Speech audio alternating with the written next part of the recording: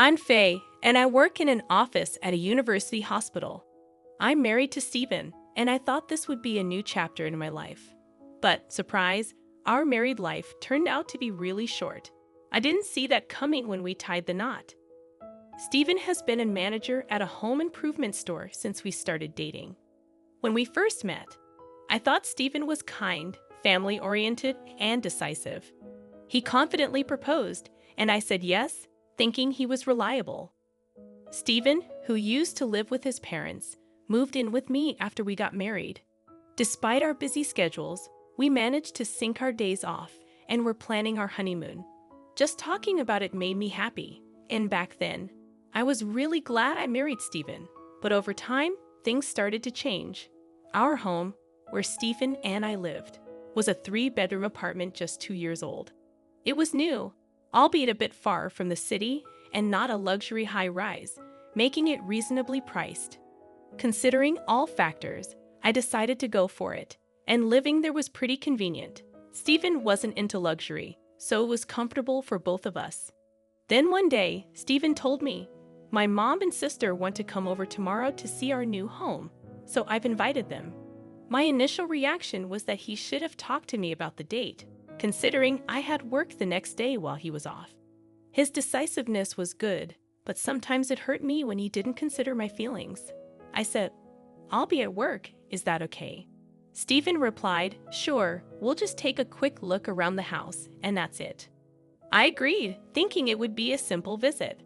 However, when I got home the next evening, the atmosphere was lively. There was a pleasant smell, and in the living room, Stephen, my mother-in-law, and sister-in-law had prepared food and drinks, enjoying themselves. "What's happening?" I exclaimed. My mother-in-law, looking a bit tipsy, greeted me enthusiastically. "Oh, Faye, you're home. Done with work?" "You've been working hard." My sister-in-law, with a cheerful expression, said, "Hey, Buffet, you must be tired. But wow, this house is amazing. It's not fair that you get to live in such a place." Stephen was enjoying the moment, and I was the only one feeling out of the loop. "I was told you were coming for a house tour, but did you plan on having dinner as well?" I asked, trying not to upset them, as what was happening differed from what Stephen had told me. I felt a bit upset, but Stephen, with a smile, casually replied, My mom and sister said they had plenty of time, so we thought, why not have dinner?"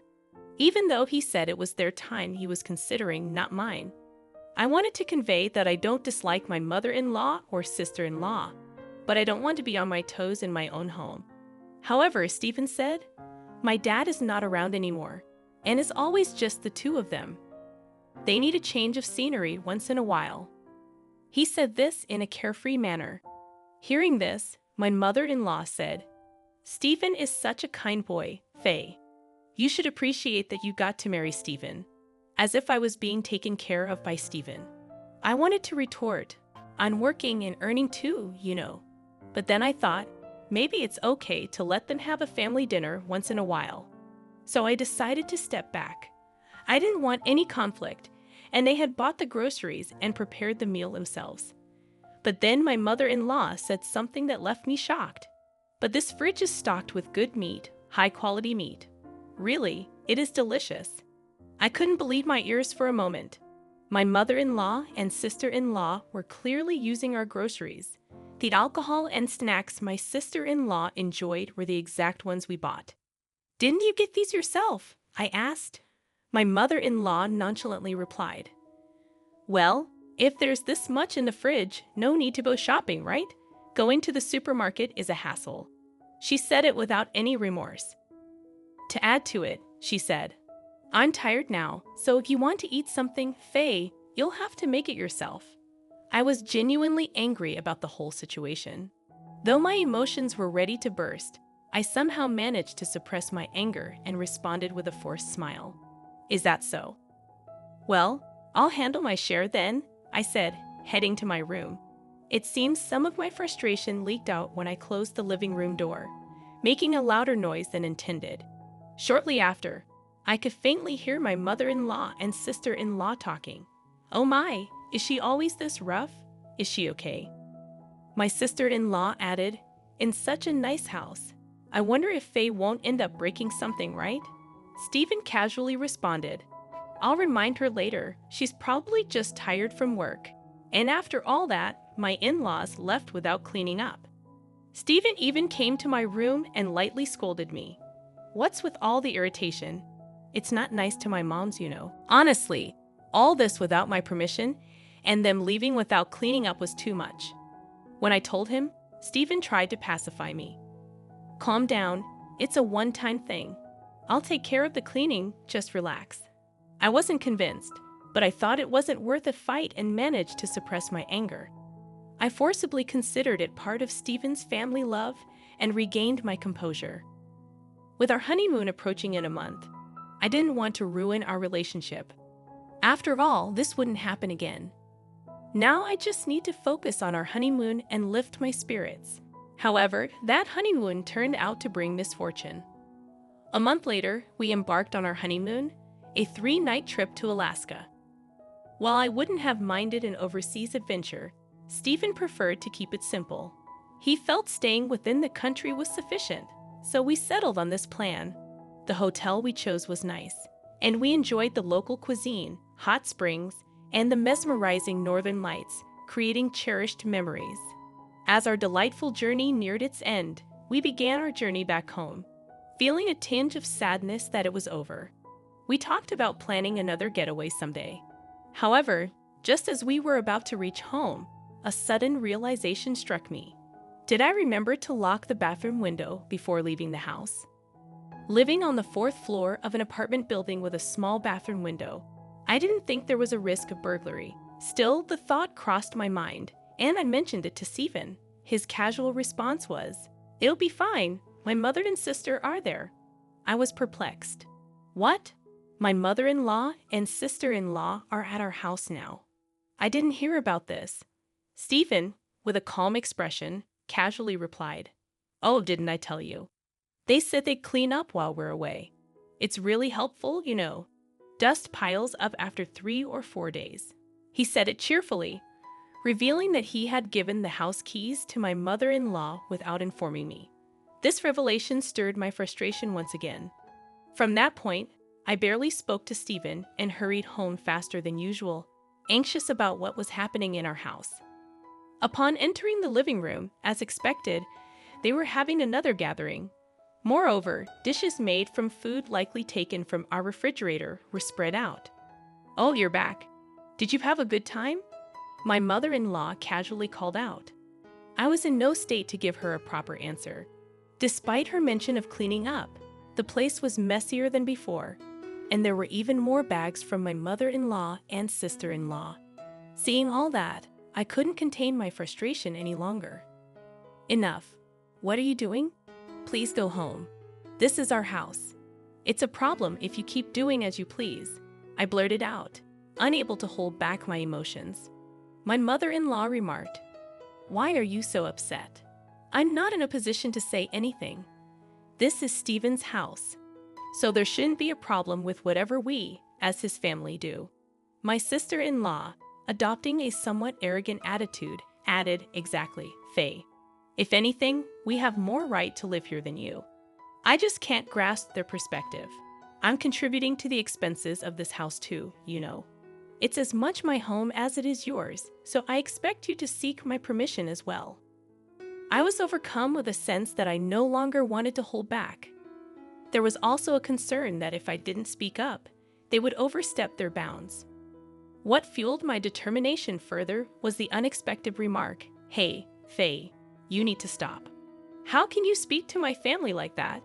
We're all going to live here from now on. Don't be so selfish." His words left me momentarily stunned. Living with these in-laws? Was it decided without my knowledge again? Unable to suppress my frustration, I retorted back to Stephen. "So why do you make decisions on your own without informing me? Can't you consult with me at least once? Who's being selfish here? This is ridiculous." The cheerful atmosphere from our honeymoon trip was nowhere to be found. The room had turned into a battlefield, but as always, Stephen was the one to put an end to the tension. "Enough. "If you dislike living here so much, Faye, you can leave," he commanded, as if delivering a final blow. Surprisingly, his words had the opposite effect on me. They brought a sense of calm. It dawned on me that I couldn't continue living with these people. If that's the case, there's no reason for me to stick around with Stephen and the others. I could have questioned Stephen when he made that statement. "Are you sure about that?" However, my inclination to avoid further entanglement prevailed. Thus, I nonchalantly responded, all the while sporting a smirk. "Okay, got it. I'll be out of here in no time." My mother-in-law and sister-in-law might not have grasped why I was grinning, but they would eventually figure it out. Subsequently, I swiftly packed only the essentials and left the house. Stephen's parting words were "cool off for a while," but I was already composed and harbored no intention of returning. He seemed to assume I would come back. I reached out to my parents, requested temporary accommodation, initiated divorce preparations, and commenced the search for a new place to live. Although Stephen attempted to call me several times, I ignored him due to my busy schedule. After about 2 months, I had settled into my new residence. Recalling that I still had belongings at the house shared with Stephen, I decided to answer his call for the first time in a while. It was evident from the start that he was in a state of panic. "Faye, finally." "What are you doing? Come back now," he urgently repeated. Indeed, Stephen believed I was returning. Remembering this, I responded firmly, "No, I'm not coming back. In fact, I've already filed for divorce and consulted with a lawyer. Let's discuss the property division." He was taken aback. "Huh, divorce? Please not that.